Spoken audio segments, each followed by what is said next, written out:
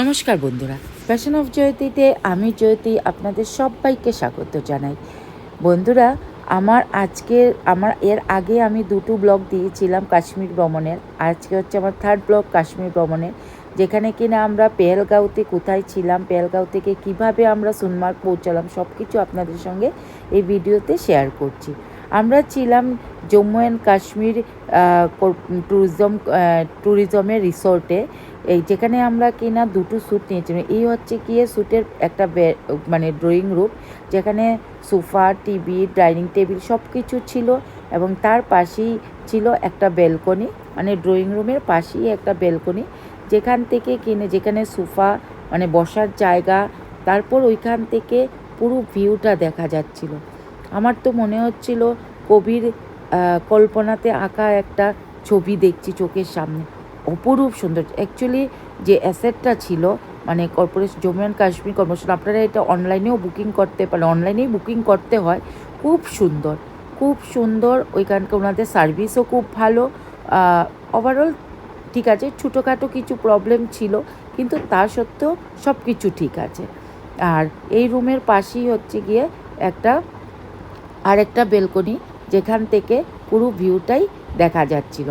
তবে এখানে যে ড্রয়িং রুম মানে ডাইনিং প্লেসটা, সেটা অনেকটা দূরে, একটু এগিয়ে যেতে হয়। পরের দিন সকালে ঘুম থেকে উঠে যা দেখলাম, রুম থেকে দেখা যাচ্ছিল পুরো স্নোফল। মানে পেহেলগাঁওতে আসাটা যেন আমাদের সার্থক হয়ে গেল। মানে জীবনেও কল্পনা করতে পারিনি এত সুন্দর এবং মনোরম দৃশ্য আমরা দেখতে পাবো। মানে সারা রাত স্নো পড়েছে, প্লাস পরের দিন ঘুম থেকে উঠেই আমরা স্নোফল দেখতে পেলাম। মানে ভীষণ সুন্দর, মানে অপরূপ দৃশ্য। তো প্রায় সকাল 10টা পর্যন্ত পুরো স্নোফল পড়ছিল। আর ওই দিনে আমাদের বেরোনোর ছিল সোনমার্গের জন্য। যেহেতু সকালবেলাটা পুরো স্নো পড়েছে, তা রাস্তাঘাটও ভাবলাম যে একটু বরফে ঢাকা থাকবে, তো সেই জন্য আমরা বেরোতে বেরোতে প্রায় 12:30 বেজে গেছিলো সোনমার্গের জন্য।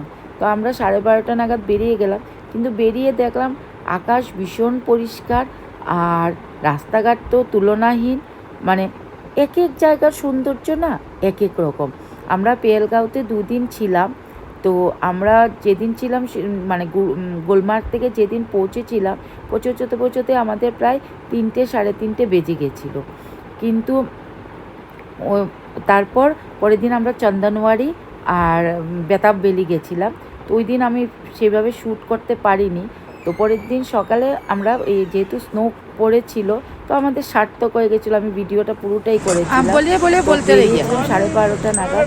তো বেরোনোর পর রাস্তায় আমরা ক্যাশের ফ্যাক্টরিতে গেলাম। আর এখানে দেখছিলাম কীভাবে মানে কাশ্মীরি কাওয়া কীভাবে বানানো হয়। এই যে দাদাটা, উনি আমাদেরকে বলছিলেন এই যে জগটা আছে সেটার মধ্যে পুরো গরম জল করা হয়, আর ওইখানের মধ্যেই মানে ড্রাই ফ্রুটস, তারপর কেশর, তারপর বিভিন্ন মধুটা যে বানায় ওইটা কেশর দিয়ে ওরা নিজেরা বানায়। তো উনি সেটাই আমাদেরকে এক্সপ্লেন করছিলেন কীভাবে কাশ্মীরি কাওয়া বানানো হয়। তো ওইখান থেকে আমরা এই কাশ্মীরি খাওয়া খেলাম। তো আরেকটা কথা, যেটা ওইখানে কিন্তু আমার যেটা মনে হয়, যারা কাশ্মীরে গেছেন তারা অবশ্যই জানেন, ওইখানে যে ড্রাইভাররা বা যারা আছেন ওনারা বলবেন যে কাশ্মীরের ক্যাশের ফ্যাক্টরিতে নিয়ে যাচ্ছে। অ্যাকচুয়ালি কিন্তু ওনারা ক্যাশের ফ্যাক্টরিতে না, এখানে বড় বড় শোরুম আছে। হতে পারে ওনাদের ক্যাশের ফ্যাক্টরি আছে, কিন্তু আমাদেরকে এখানে বড় শোরুম থেকে নিয়ে গেছেন। আর আমার যতটুকু মনে হয় সবাইকেই তাই করে, এটা একটু জেনে নেওয়াটাই ভালো। তো আমাদেরকে এখানে নিয়ে আসলো। এখানে দেখলাম গোলাপ জল, তারপর অনেক রকমের ড্রাই ফ্রুটস, বিভিন্ন রকমের মশলা। তবে ওইখানকার মশলাটা না, বলেছে ওটা বিরিয়ানি মশলা, কিন্তু আমার কাছে খুব একটা ভালো লাগেনি, কারণ এই মশলাটাই সব সবজিতে দেওয়া হয়। আর এটা হচ্ছে কাশ্মীরি কাওয়া, যেটা ওনারা আমাদেরকে খাইয়েছিলেন। তারপর আবার আমরা বেরিয়ে পড়লাম। বেরোনোর পর এখানে একটা নতুন টানেল হচ্ছে, বিরাট বড় টানেল, বিশাল লম্বা। এটা ইমার্জেন্সির জন্য আমরা এই টানেল দিয়ে এসেছিলাম, কারণ আমরা আগের দিন রাতেই সোনমার্গের রাস্তায় যাওয়ার পথে ধস নেমেছিল। তার জন্য যে রাস্তা দিয়ে সোনমার্গ যাওয়া হয় সেই রাস্তাটা বন্ধ ছিল, তার জন্য ইমার্জেন্সিতে এই টানেলটা খুলে দেওয়া হয়েছিল। এই টানেল দিয়ে আমরা সোনমার্গে পৌঁছালাম। ভীষণ সুন্দর, খুব অল্প সময়ে আমরা পৌঁছে গেছিলাম। তবে একটা জিনিস আমি দেখলাম, পেহেলগাঁও থেকে সোনমার্গ যাওয়ার পথে না খুব ভালো খাওয়া দাওয়ার রেস্টুরেন্ট কিন্তু ছিল না। আমাদের এটা একটা আমরা সকালে যেহেতু 12:30 ব্রেকফাস্ট করে নিয়েছিলাম তাড়াতাড়ি, কিন্তু রাস্তায় কোনো সেই রকম আমরা খাবারের ভালো হোটেল পাইনি। তো সেইটা একটাখানি মানে ড্রব্যাক। আদারওয়াইজ সব কিছুই ঠিক ছিল, আমাদের সঙ্গে সাফিসিয়েন্ট খাবার ছিল, তাই খুব একটা প্রবলেম আমরা ফেস করিনি। তো আর সৌন্দর্য কি বলবো, গুলমার্গে গেছিলাম, পেহেলগাঁওতে গেছিলাম, তারপর এখন আমরা সোনমার্গে যাচ্ছি। অপরূপ সৌন্দর্য, মানে প্রত্যেক জায়গার না আলাদা আলাদা সৌন্দর্য, এক জায়গার সঙ্গে আলাদা যে মিল নেই। এই দেখুন যখন আমরা যাচ্ছি তখনও স্নো পড়ছে। যখন আমরা মানে হোটেল আছি, এই যে সাদা বাড়ির বিল্ডিংটা দেখতে পাচ্ছেন, এটা হচ্ছে কি আমাদের হোটেল লেমন ট্রি। মানে যখন আমরা ঢুকছি তখনও মানে স্নো পড়ছে। তো পরের দিন সকালে আমি পুরো হোটেলের মানে শ্যুটটা করলাম। এই দেখুন হোটেলের সামনে, যেহেতু আগের দিন আমরা যখন সোনমার্গে পৌঁছালাম তখনও বরফ পড়ছিল, তো হোটেলের সামনেই বরফ, মানে আমরা বেশি দূর যাইনি। পরের দিন সামনেই কাছাকাছি আমরা গেছিলাম, বাইক রাইড করেছিলাম। তো আমার মনে হলো সোনমার্গ থেকে গুলমার্গের বাইক রাইডটাই আমার কাছে বেটার লেগেছিল। যাই হোক, তো যেহেতু আমরা বরফটা হোটেলের সামনেই পেয়েছিলাম, আমাদের খুব বেশি দূর যেতে হয়নি। তো আমরা হোটেলে বসেই পুরো সৌন্দর্যটা উপভোগ করছিলাম। এ হচ্ছে হোটেলের পুরো সামনে, যেদিকে তাকাচ্ছি শুধু বরফ। আর আমি একটা রিকোয়েস্ট করি, যারা এখনও মানে কাশ্মীর যাননি, একবার অন্তত কাশ্মীর ভ্রমণ অবশ্যই করবেন। চেষ্টা করবেন মানে ফেব্রুয়ারি এবং মার্চে যাওয়ার জন্য, কারণ ওই সময়টায় যেহেতু জানুয়ারি প্রথম থেকে বরফ পড়া শুরু হয়, তো সেই ফেব্রুয়ারি মার্চে বরফটা পাবেনি এবং স্নোফল থাকে। কিন্তু আমরা যে সৌন্দর্য উপভোগ করলাম, সত্যি মানে মনের মণিকোটায় সেই সৌন্দর্যটা মানে থেকে যাবে। এই সৌন্দর্যের যে মানে উপভোগ করেছি, সত্যি মনে রাখার মতো। এই হচ্ছে আমাদের হোটেল লেমন ট্রি, এটা হচ্ছে এন্ট্রান্স।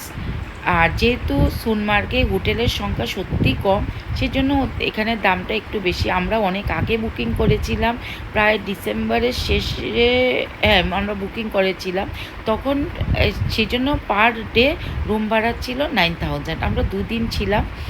আর ব্রেকফাস্ট এবং ডিনারটা কমপ্লিমেন্টারি ছিল, আর লাঞ্চটা নিজেদের খেতে হতো। যাই হোক, মানে খুবই সুন্দর ওদের। এটা হচ্ছে রেস্টুরেন্ট, আর এখান থেকেও পুরো ভিউটা দেখা যাচ্ছিল। আর এখানকার লেমন ট্রির যে এমপ্লয়িরা ছিলেন, সত্যি ওনারা খুব ভালো ব্যবহার এবং খুব কোঅপারেটিভ। আমি তো বলবো, যদি আপনারা যান লেমন ট্রি হোটেলে উঠতে পারেন, খুব সুন্দর, ভালো ব্যবহার প্লাস খাবার দাবার সব দিকে ভালো। তো এই হচ্ছে গিয়ে আপনার ডাইনিং স্পেস, যেখান থেকে পুরো ভিউটা দেখা যাচ্ছিল। সত্যি সুন্দর ছিল হোটেলটা। আর ব্রেকফাস্টও খুব ভালো খেয়ে দিয়েছিলেন ওনারা, আর ডিনারও খুব ভালো ছিল। তো সত্যি খুব ভালো। তবে আমরা বেশিরভাগ সময়টাই ভেজ খেয়েছি, ভেজটাই আমরা প্রেফার করেছি। আর এই হচ্ছে গিয়ে বেডরুম, এরকম 2টো বেডরুম আমরা নিয়েছিলাম। আর যেহেতু রুম থেকেই পুরো ভিউটা দেখা যাচ্ছিল, প্রত্যেকে বলে কাশ্মীরের সঙ্গে সুইজারল্যান্ডের তুলনা করে, কিন্তু সত্যি বলবো কাশ্মীর ইজ কাশ্মীর। কাশ্মীরের সঙ্গে কারো তুলনা চলে না। কাশ্মীরকে কেন জান্নাত বলা হয়, কেউ যদি কাশ্মীর না যায় তাহলে বুঝবে না। দেখুন সৌন্দর্য। আমি সুইজারল্যান্ড চাইনি, কিন্তু আমি যতটুকু দেখেছি, আমাদের দেশ, আমাদের কাশ্মীর কারোর থেকে কোনো অংশেই কম না। এটা পৃথিবীর শ্রেষ্ঠ জান্নাত যদি কেউ বলা হয়, সেটা হচ্ছে আমাদের কাশ্মীর। তো বন্ধুরা, আজকের জন্য ভিডিওটা আমি এখানেই শেষ করছি।